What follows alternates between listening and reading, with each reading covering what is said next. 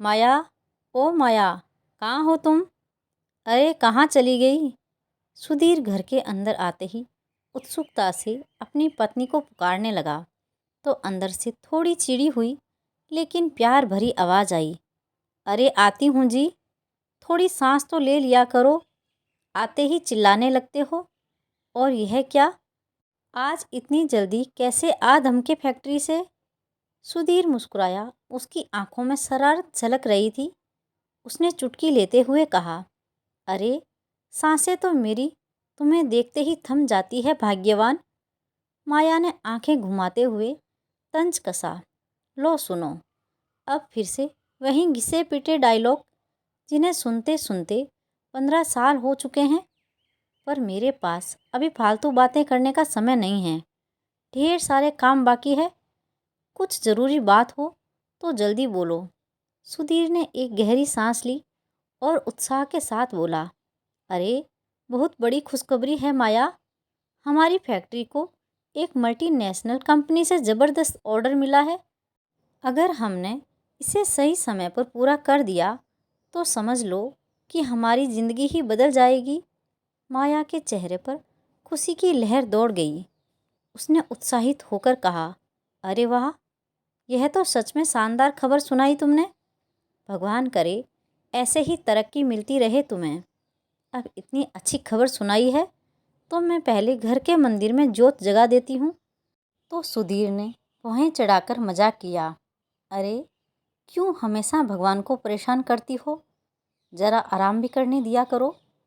जोत जगाते हुए माया ने कुछ देर रुककर संध्या पूजन किया और फिर मुस्कुराते हुए बोली, लो सुनो, अब मैं क्या भगवान को परेशान करने में लगी रहती हूँ। अब भगवान को धन्यवाद भी ना करूँ?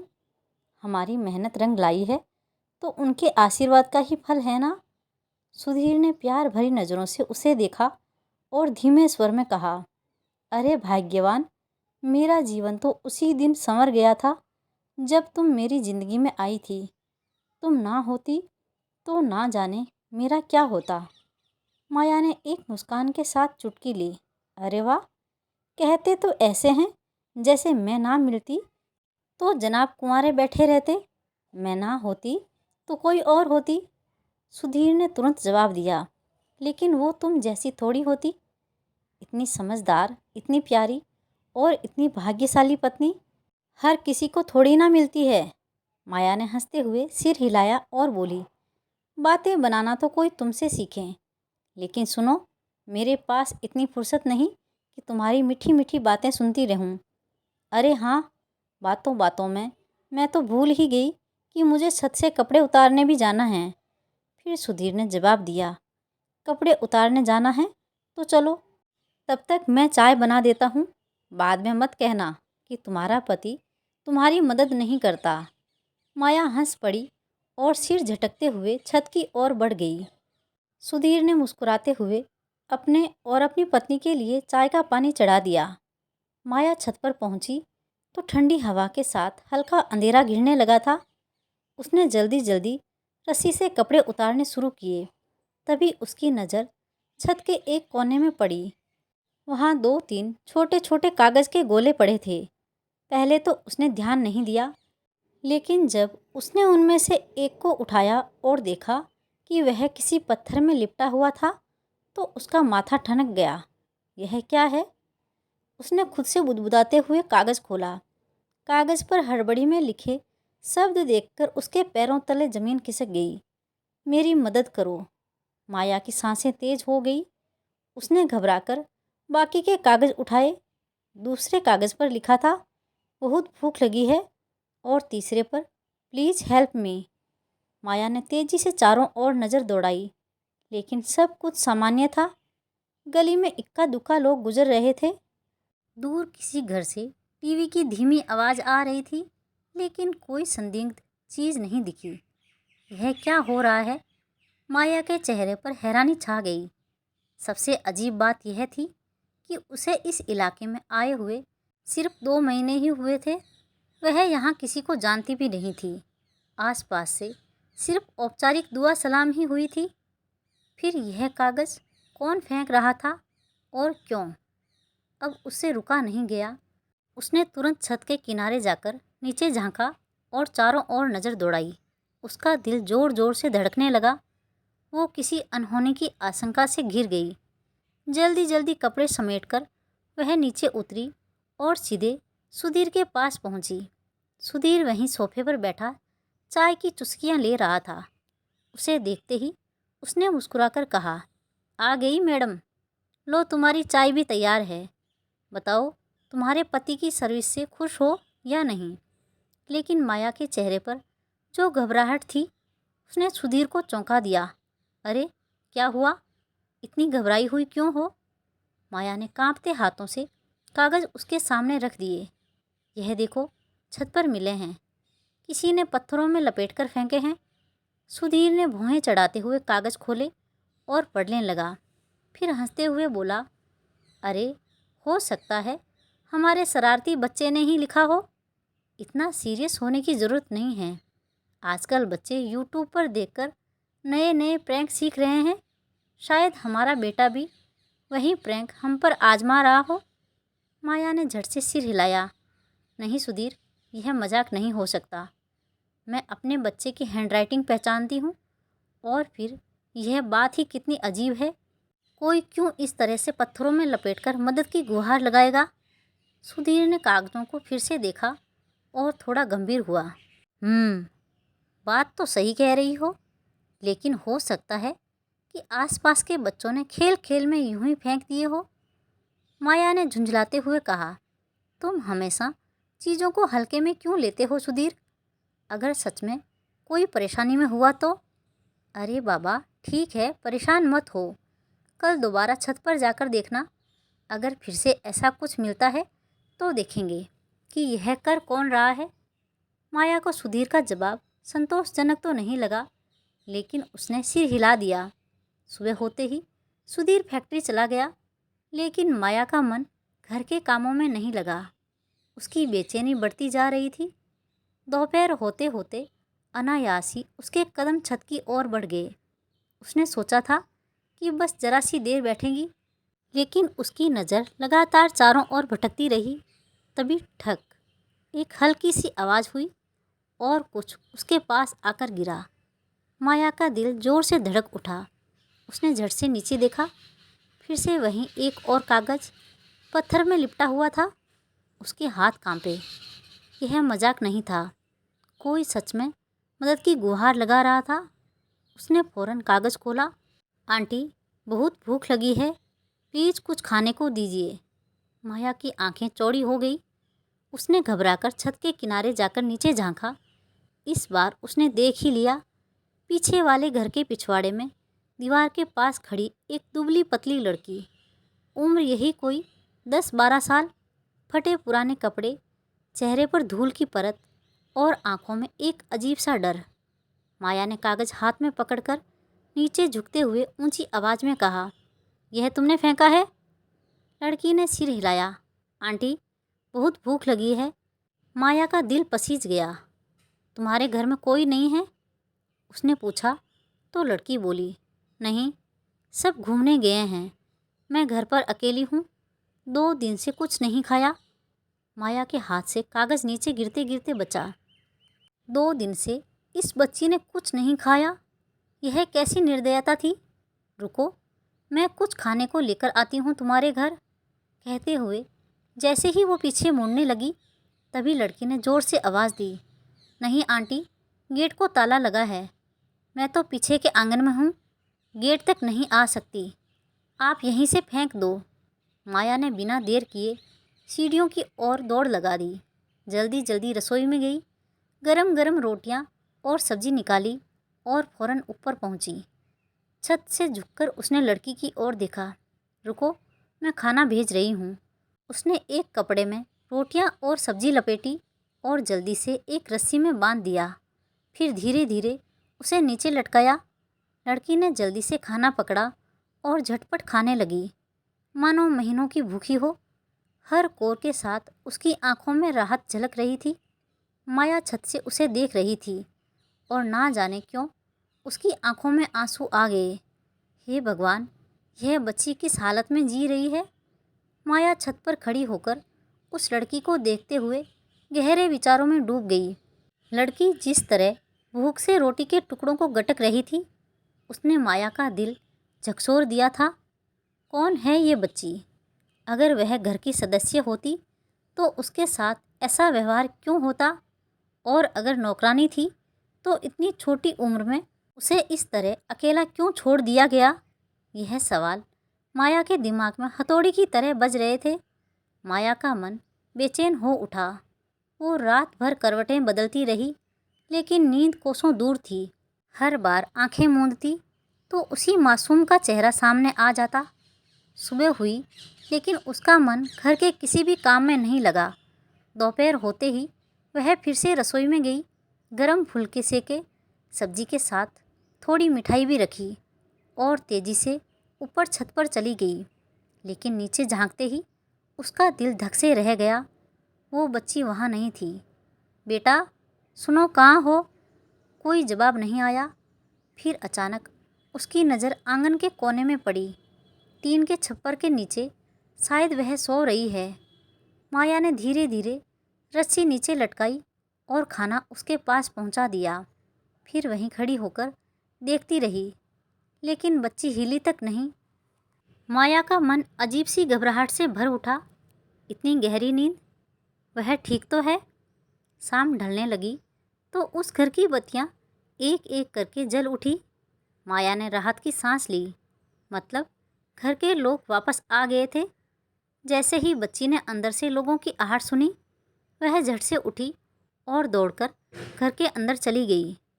चलो, कम से कम अब इससे भरपेट खाना तो मिलेगा, उसने खुद को तसल्ली दी और नीचे आ गई। रात को डिनर के समय माया ने जैसे ही खाने की थाली उठाई, सुधीर ने चुटकी लेते हुए कहा, तो आखिर हमारी श्रीमती जी मुस्कुरा ही दी, वरना 2 दिन से उस बच्ची की चिंता में तो सूख कर आधी हो गई थी। माया ने उसे घूर कर देखा। तुम हमेशा मजाक क्यों करते हो? मैं वाकई परेशान थी सुधीर। जरा सोचो, अगर हमारी बेटी होती और उसे इस हाल में रहना पड़ता तो? सुधीर ने गंभीरता से उसकी ओर देखा। ठीक कह रही हो, लेकिन अब तो उसके घर वाले आ गए हैं ना। कम से कम अब वो भूखी तो नहीं सोएगी। माया ने धीरे से सिर हिलाया। हाँ, लेकिन सुधीर, मुझे अब भी कुछ ठीक नहीं लग रहा। वो बच्ची वहाँ खुश नहीं है। सुधीर ने उसकी बात को हल्के में लेते हुए कहा, अरे ज़्यादा मत सोचो। हो सकता है कि वह किसी छोटे शहर या गांव से आई हो और शहर के नए माहौल में ढल नहीं पा रही हो। माया को सुधीर की बात में तर्क तो दिखा, लेकिन उसके मन की बेचैनी कम नहीं हुई। अगले दिन फिर माया रोज़ की तरह छत पर आई, लेकिन आज उसका ध्यान पहले से ज़्यादा सतर्क था। वह जानना चाहती थी कि उस बच्ची के साथ क्या हो रहा है। नीचे का नज़ारा बदला हुआ था। आज वह बच्ची कल की तरह आंगन में बैठी नहीं थी। वह पूरे घर में इधर उधर जा रही थी। घर के छोटे मोटे काम निपटा रही थी। कभी कपड़े तय करती तो कभी किसी के बुलाने पर दौड़कर भीतर चली जाती। कुछ देर बाद थककर वो पीछे के आंगन में आकर बैठ गई। तभी घर के अंदर से एक छोटा सा लड़का बाहर आया। कोई 7-8 साल का होगा। उस बच्ची की अपेक्षा काफ़ी अच्छे कपड़े पहने थे उसने। उसके हाथ में एक थाली थी, जिसमें आधी अधूरी रोटी और बिखरी हुई सब्जी पड़ी थी। माया के चेहरे पर अजीब सी बेचैनी आ गई। लड़का थाली में से एक निवाला उठाकर मुंह में डाल चुका था। फिर जैसे ही उस बच्ची के पास पहुंचा, उसने अपनी थाली जोर से उसके सामने पटक दी। उस बच्ची के चेहरे पर खुशी झलक उठी। जैसे ही उसने थाली उठाई और चारपाई की ओर जाने लगी, अचानक उसका पैर फिसल गया। वह ज़मीन पर गिर पड़ी और उसके साथ ही थाली भी। सारा खाना मिट्टी में बिखर गया। बच्ची हैरान रह गई। उसकी आंखों में डर भर गया। उसने घबराकर इधर उधर देखा और थाली से बचा खुचा खाना समेटने की कोशिश करने लगी। लेकिन तभी अंदर से एक औरत तूफान की तरह दौड़ती हुई बाहर निकली। आंखों में गुस्सा, चेहरे पर क्रूरता लिए एक जोरदार तमाचा उस बच्ची के गाल पर दे मारा। बेशर्म, मर क्यों नहीं जाती कहीं जाकर? ठीक से चल भी नहीं सकती। अब और कुछ नहीं मिलेगा खाने को। भूखी मरेगी तभी अकल आएगी। जुबान के साथ साथ उस औरत के हाथ भी चल रहे थे। माया की आंखों के सामने अंधेरा छा गया।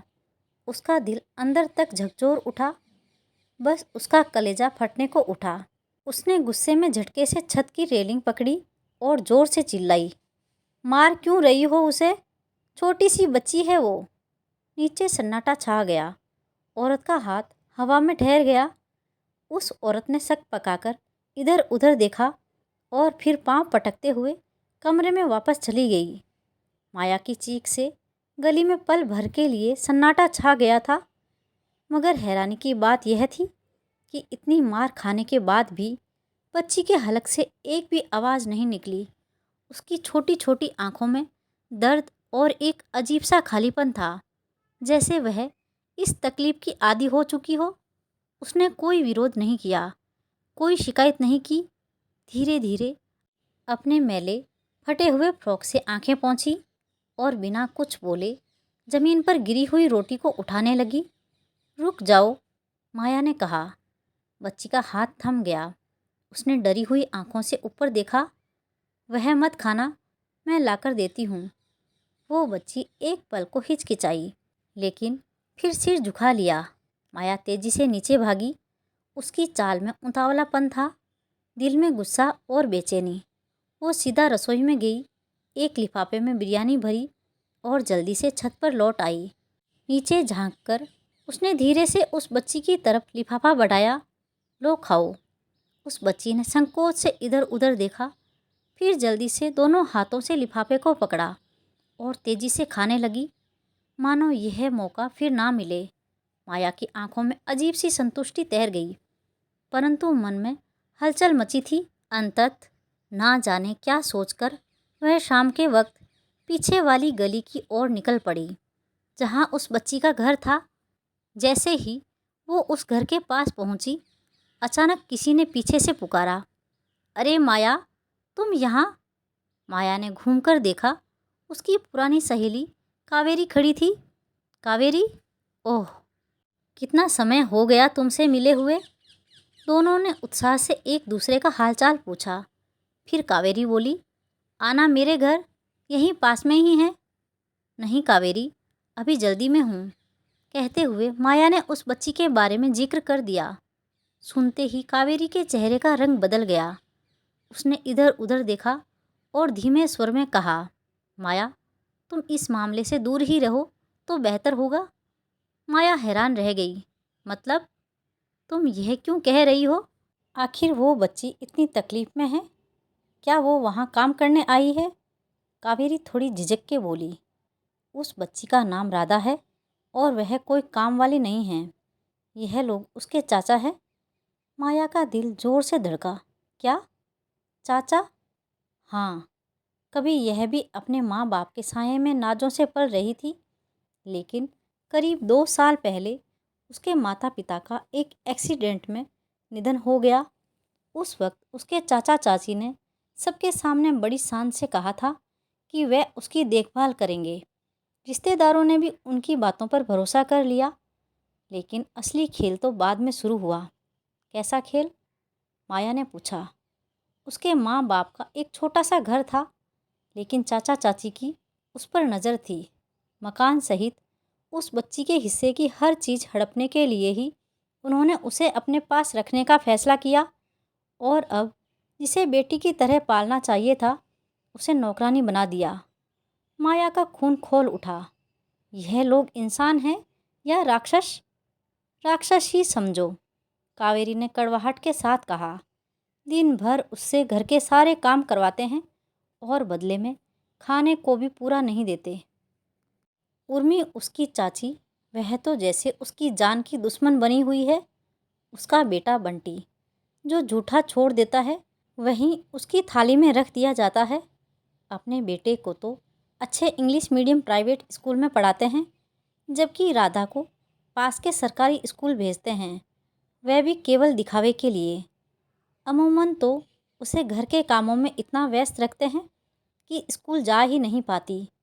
और तो और जब यह लोग घूमने जाते हैं तो अपने बेटे को तो अपने साथ ले जाते हैं, लेकिन इसे 3-3 दिन तक भूखा प्यासा घर में बंद करके चले जाते हैं। माया का दिल बैठ गया। हमने कई बार मदद करनी चाहिए, कावेरी ने आगे कहा, लेकिन उर्मी हर बार लड़ने पर उतर आती है। कहती है यह हमारे घर का मामला है, अगर किसी ने दखल दिया तो उसके लिए अच्छा नहीं होगा, इसलिए ज़्यादातर लोग चुप ही रहते हैं। माया अब और नहीं सुन सकती थी। उसकी मुट्ठियाँ कस गई। तो क्या बस देखते रहें? यह अन्याय यूं ही चलता रहेगा? कावेरी चुप रही, लेकिन माया के दिमाग में हलचल मच चुकी थी। अब तो वहाँ और नहीं रुकी, सीधा घर आकर सुधीर से सारी बात बता दी। माया की बातें सुनकर सुधीर भी गुस्से से भर उठा। यह तो हद ही हो गई माया, इस मामले में पुलिस को शामिल करना होगा। माया के बेटे ने भी हामी भरी। हाँ पापा, हमें पुलिस को बताना चाहिए। अगली सुबह सुधीर ने फ़ोन करके पुलिस को सूचना दी। कुछ ही देर में पुलिस आ गई। जब पुलिस उस घर में पहुंची, उर्मी और उसके पति की हालत देखते ही बनती थी।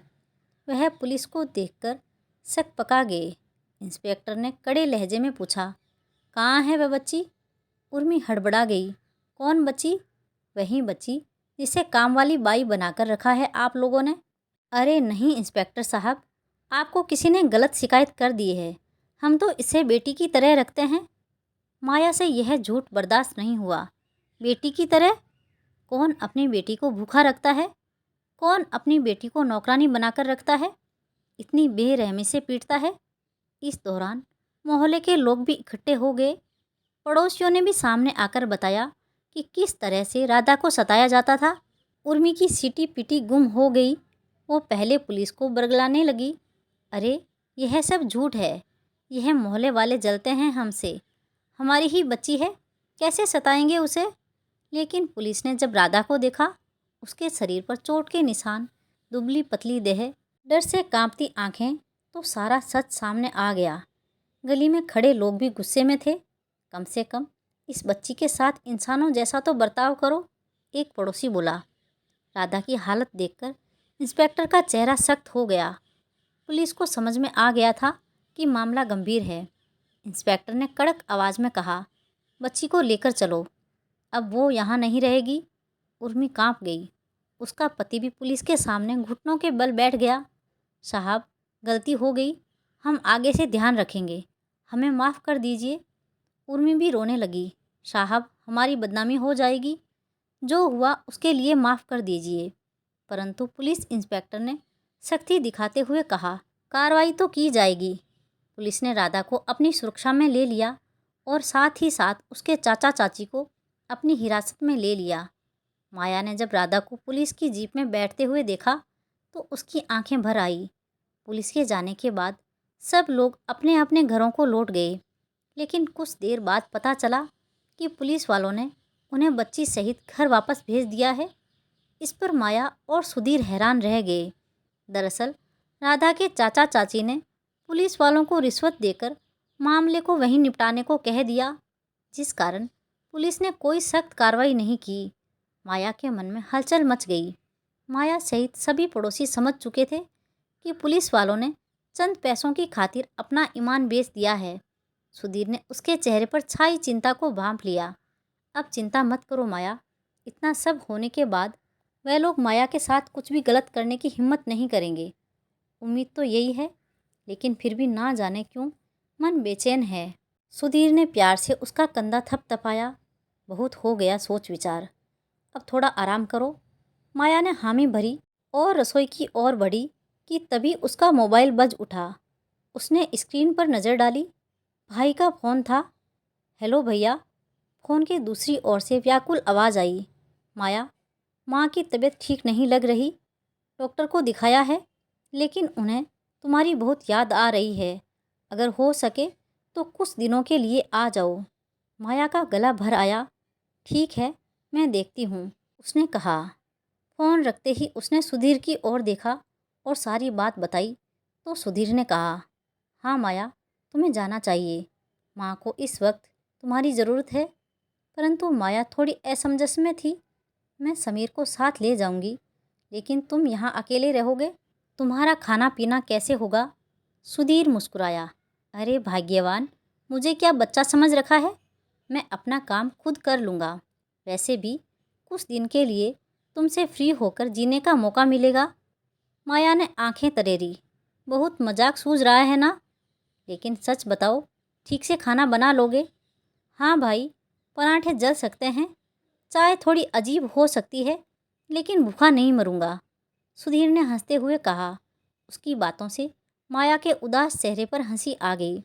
अगली सुबह माया ने घर की सारी ज़रूरी चीज़ें ठीक से रख दी, कपड़े पैक किए और फिर सुधीर को समझाने लगी।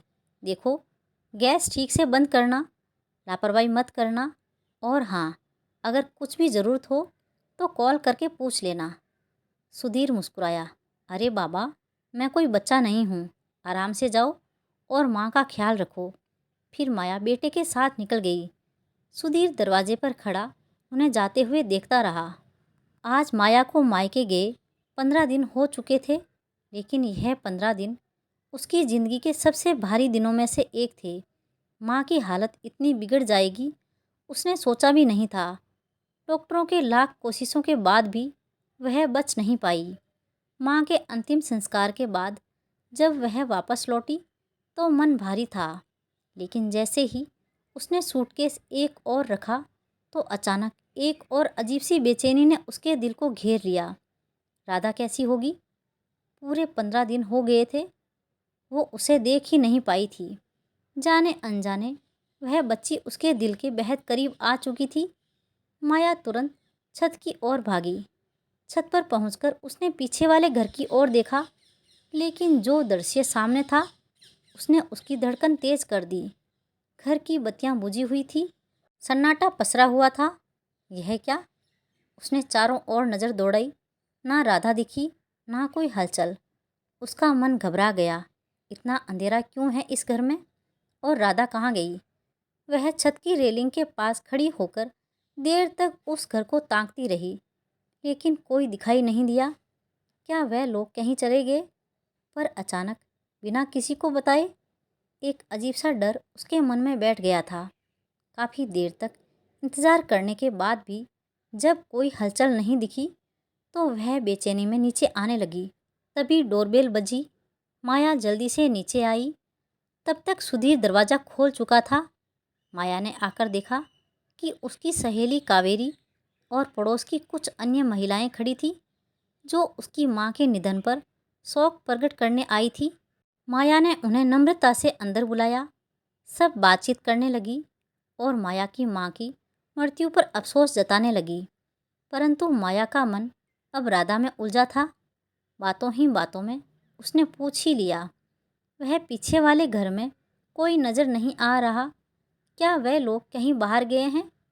इतना सुनते ही मिसेज वर्मा ने अचरज से कहा, अरे, तुम्हें नहीं पता? वो लोग तो 4-5 दिन पहले ही यह घर छोड़कर चले गए। माया को जैसे करंट लगा। क्या? चले गए? हाँ, लेकिन कहाँ गए यह किसी को नहीं पता। रातों रात पैकिंग की और निकल गए, किसी से कुछ कहा भी नहीं। माया का कलेजा धक से रह गया। बातचीत के बाद जब सब महिलाएं चली गई तो माया की बेचैनी और बढ़ गई। राधा चली गई। उसका दिमाग इस बात को मानने के लिए तैयार नहीं था। उसने बिना कुछ सोचे फिर से छत की ओर दौड़ लगा दी। छत पर पहुंचते ही उसकी आंखें बेचैनी सी छत का मुआयना करने लगी। क्या राधा ने कोई कागज़ छोड़ा होगा? क्या उसने फिर से मदद मांगी होगी? लेकिन उसे कुछ नज़र नहीं आया।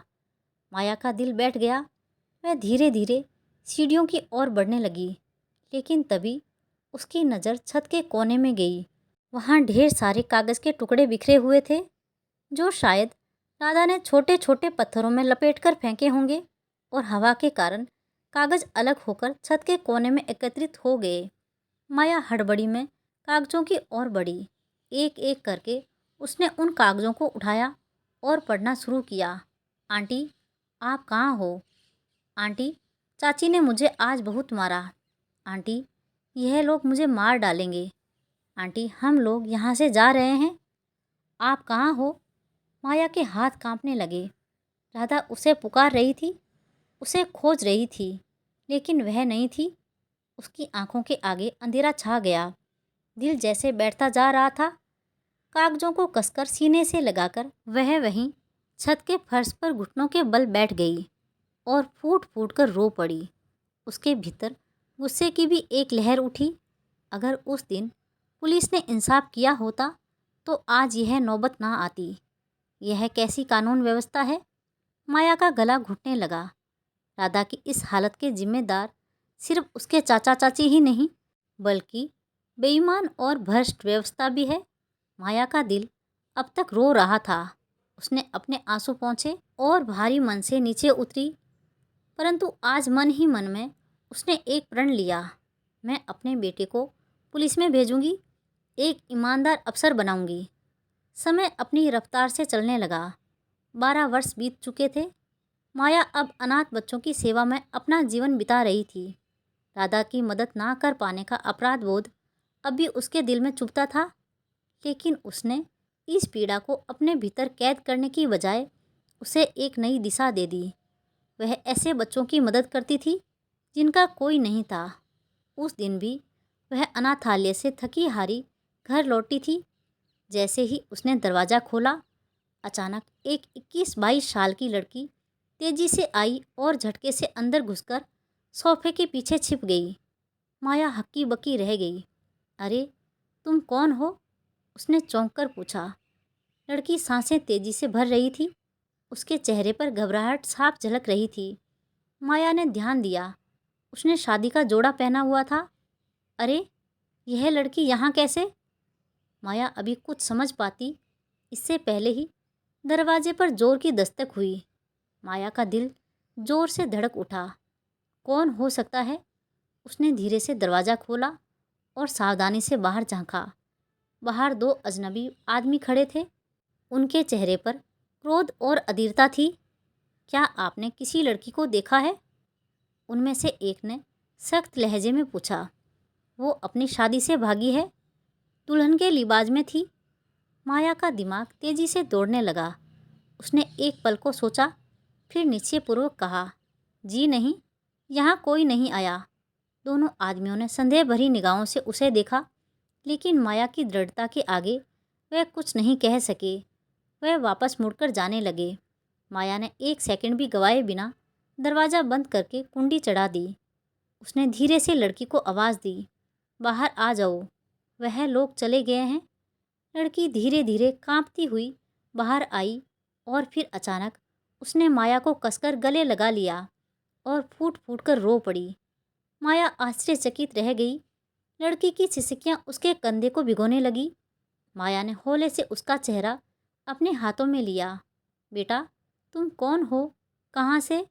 लेकिन जैसे ही उसने उसका चेहरा गौर से देखा, उसके होंठ कांपने लगे। शब्द हल्क में ही अटक गए। उसकी आंखें फटी की फटी रह गई। राधा? लड़की की आंखों से आंसू गिरते रहे। हाँ आंटी, मैं आपकी राधा। माया के पैरों तले जमीन खिसक गई और आंखें भर उठी। जिसे उसने 12 साल पहले खो दिया था, जो ना जाने किस नरक से गुजरी होगी, वह आज अचानक उसकी ज़िंदगी में वापस लौट आई थी। राधा फिर से उसकी बाहों में सिसक उठी। माया ने उसके आंसू पोंछे और उसे पास बिठाया। बेटा, पानी पियो और बताओ, यह सब क्या है? तुम यहाँ कैसे? यह शादी का जोड़ा और यह लोग कौन थे? माया ने उसकी लाल हो चुकी आंखों में देखा, जो पिछले कितने सालों का दर्द समेटे हुए थी। राधा ने कांपते हुए गिलास थामा। वह अब भी हिचकियाँ ले रही थी। 1 मिनट बेटा। बिना कुछ और कहे वह फौरन रसोई की ओर बढ़ गई। राधा को देखकर उसका दिल टुकड़े टुकड़े हो रहा था। ना जाने कब से भूखी होगी, ना जाने कितनी तकलीफ़ें झेली होगी। जल्दी जल्दी उसने आटा गूंथा, सब्जी गर्म की और 2 नरम रोटियां सेकी। जब वह थाली लेकर लौटी तो राधा उसे टकटकी लगाकर देख रही थी। उसकी आंखों में भूख से ज़्यादा एक अनकही तड़प थी। किसी अपने से मिलने की तड़प, किसी के स्नेह की प्यास। माया ने धीरे से कहा, आओ खाना खाओ। राधा हिचकिचाई, लेकिन माया ने उसे पास में बिठाकर अपने हाथों से पहला निवाला उसके मुंह में रखा। जैसे ही रोटी का टुकड़ा उसके हलक से नीचे उतरा, उसकी आंखें फिर से भर आई। वो कांपती आवाज़ में बोली, एक वो समय था जब माँ अपने हाथों से मुझे बड़े लाड दुलार से खाना खिलाती थी, और एक यह पल है जब आप मुझे उतने ही स्नेह के साथ खिला रहे हैं, वरना चाचा चाची के हाथों से तो बस मार ही मिलती है आंटी, सिर्फ मार। माया का दिल भर आया। मैं अपनी इस ज़िंदगी से इतनी तंग आ चुकी हूँ कि कई बार जी में आया कि कहीं जाकर किसी नदी या नहर में। बस माया ने झट से उसके मुंह पर हाथ रख दिया। आज के बाद ऐसी बात अपनी जुबान पर भी मत लाना। राधा के आंसू अब लगातार बहने लगे। माया ने उसका सिर अपनी गोद में रख लिया और प्यार से सहलाने लगी। बेटा, तू नहीं जानती तू कितनी हिम्मत वाली है। राधा धीमे से बोली, आंटी, मैं बयां नहीं कर सकती कि चाची मुझे कितनी बुरी तरह से मारती थी। फिर भी जब दिल नहीं भरता था तो चाचा को मेरी शिकायत लगा देती, और फिर चाचा, उसकी आवाज़ कांप गई, फिर चाचा मुझे और भी बेरहमी से पीटते। माया की आंखों में गुस्से की लपटें उठने लगी। बेटा, तूने विरोध क्यों नहीं किया? राधा दर्द से मुस्कुराई। कितनी बार सोचा कि घर छोड़कर भाग जाऊं, लेकिन फिर यही सोचकर रुक जाती कि जब अपने ही मुझे बोझ समझते आए हैं तो पराये तो मेरा ना जाने क्या हाल करेंगे। माया की आंखों में आंसू छलक पड़े। फिर राधा एक लंबी सांस लेते हुए बोली, लेकिन आज जब उन लोगों ने मुझे पैसों के लालच में एक 55 साल के आदमी के साथ ब्याह की ठानी, तो मैंने इस अन्याय को सहने से साफ इनकार कर दिया। माया सन रह गई। क्या? राधा की आंखों में अब तकलीफ से ज़्यादा गुस्सा था। हाँ आंटी, मैंने उन्हें कहा था कि मैं यह शादी नहीं करूँगी, लेकिन इतनी हिम्मत दिखाने की सज़ा मुझे कुछ इस तरह मिली। यह कहते हुए उसने धीरे से अपना दुपट्टा हटा दिया। माया का कलेजा मुंह को आ गया। राधा की गर्दन और बाजुओं पर उसके चाचा चाची की क्रूरता के निशान थे। माया की आंखें गुस्से से लाल हो गई। उसने गहरी सांस ली, फिर राधा के कंधों को मजबूती से पकड़ते हुए कहा, अब बस, बहुत हो गया। तुझे अब और सहन करने की ज़रूरत नहीं है। तेरा हर दर्द, हर जख्म अब उनसे हिसाब मांगेगा। अब तो अकेली नहीं है राधा। माया ने तुरंत फ़ोन उठाया और एक नंबर डायल किया और कुछ बात करने लगी। राधा उसे अचरज से देख रही थी। महज 15 मिनट के बाद घर की डोरबेल बजी। माया ने दरवाज़ा खोला। सामने एक ऊंचा गठीला नौजवान खड़ा था, स्मार्ट पुलिस की वर्दी पहने, चेहरे पर आत्मविश्वास और आंखों में फौलाद जैसी शक्ति।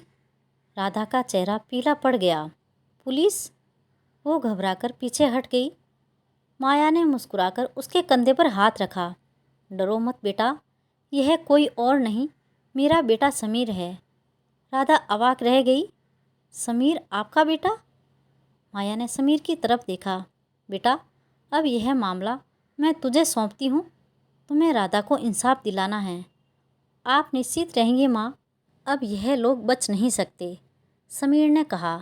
अगले ही दिन समीर ने राधा के चाचा चाची के सभी काले कारनामों की जांच शुरू करवा दी। राधा के शरीर पर पड़े जख्मों की मेडिकल रिपोर्ट बनवाई गई। उनके पड़ोसियों के बयान दर्ज किए गए। सबने गवाही दी कि वे राधा के साथ होते अन्याय को अपनी आंखों से देख चुके थे। समीर ने अपनी टीम को भेजकर उनके पुराने बैंक ट्रांजैक्शन, संपत्ति के दस्तावेजों और लेन देन की जांच शुरू करवाई। कुछ ही घंटों में सबूतों का पहाड़ खड़ा हो गया। इतना सब कुछ सामने आने के बाद समीर ने गुस्से में दांत भींचते हुए कहा, यह लोग कानून को खेल समझते हैं, लेकिन अब असली खेल शुरू होगा। उसके बाद राधा के चाचा चाची को पूछताछ के लिए थाने बुलाया गया।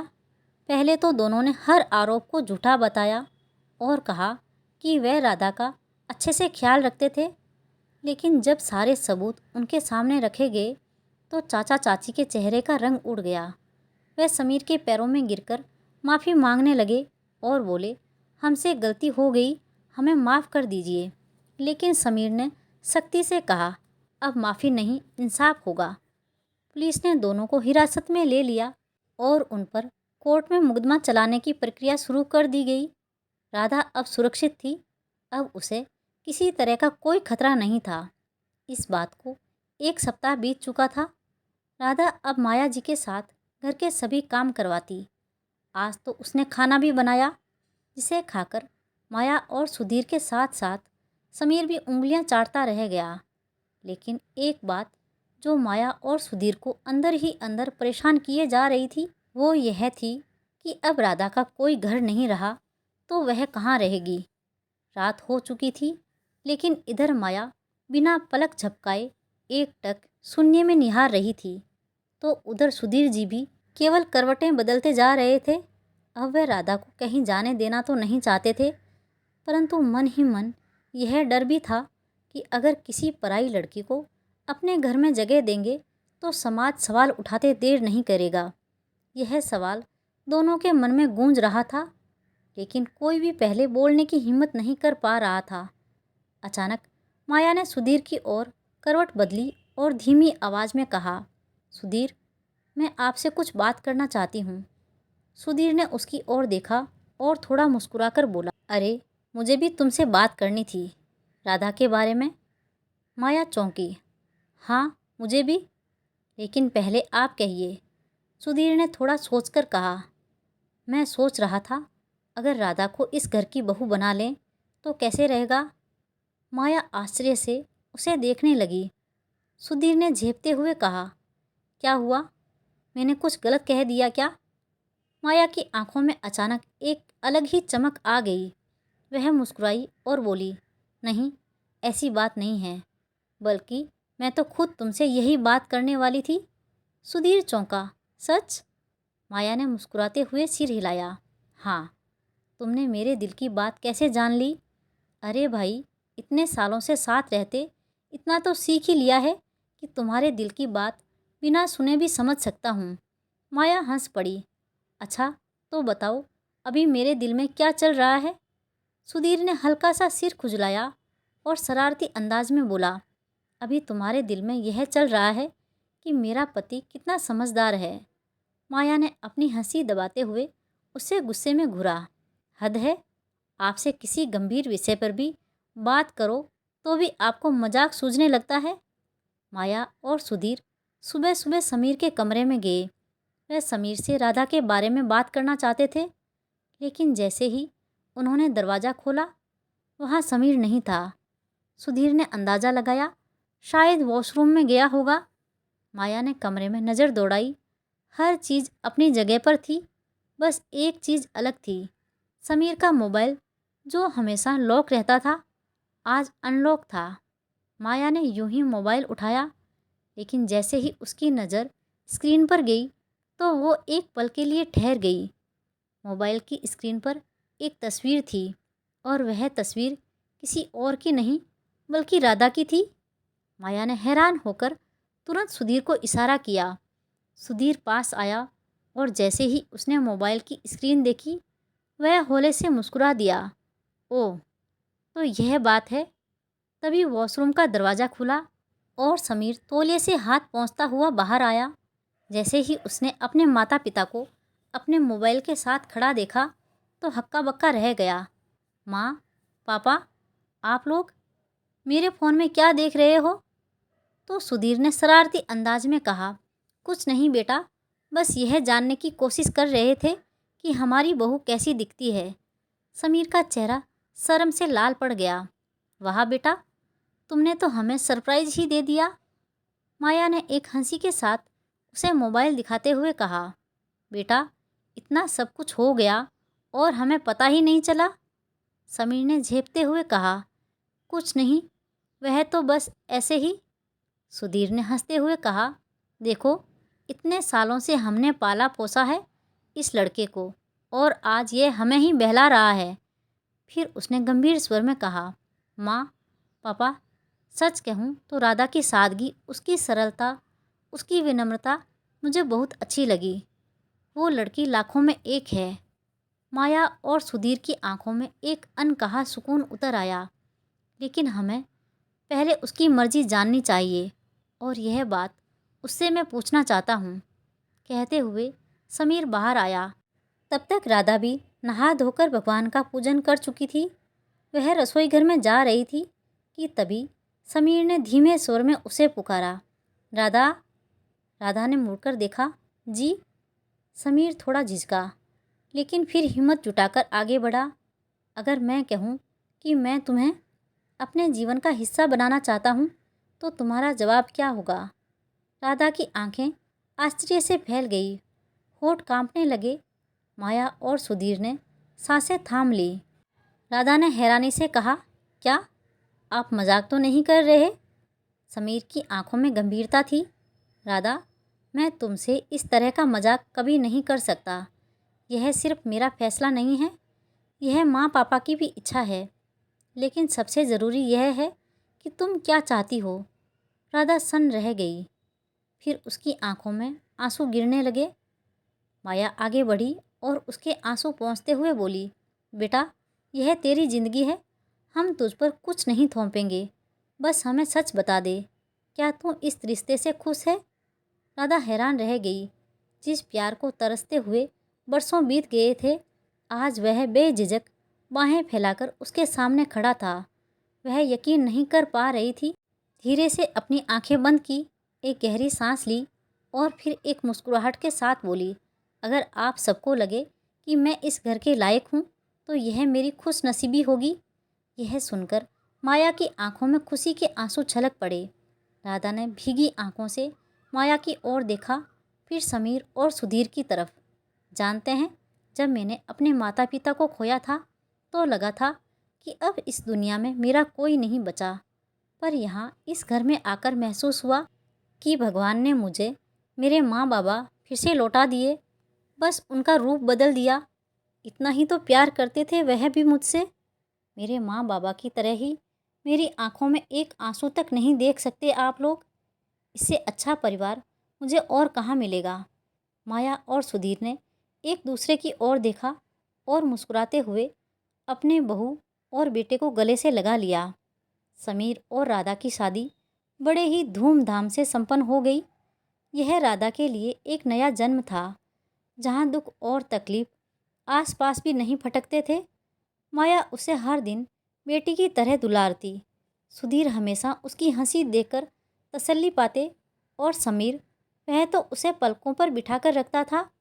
वो अक्सर आकाश की ओर देखकर मुस्कुराती और मन ही मन कहती, माँ बाबा, देख रहे हो ना, मैं अब अकेली नहीं हूँ, मुझे मेरा परिवार मिल गया है। आपकी राधा अब बहुत खुश है। और जैसे ही वह यह कहती, आसमान में एक तारा टिमटिमा उठता, जैसे उसकी बात का जवाब दे रहा हो। यही थी उस टूटी हुई राधा की कहानी, जो एक फरिश्ते के आने से फिर से जी उठी। तो दोस्तों, आपको ये कहानी कैसी लगी? लाइक और कमेंट करके ज़रूर बताएं और चैनल को सब्सक्राइब करना बिल्कुल ना भूलें। मिलते हैं एक और नई कहानी के साथ। बहुत बहुत धन्यवाद।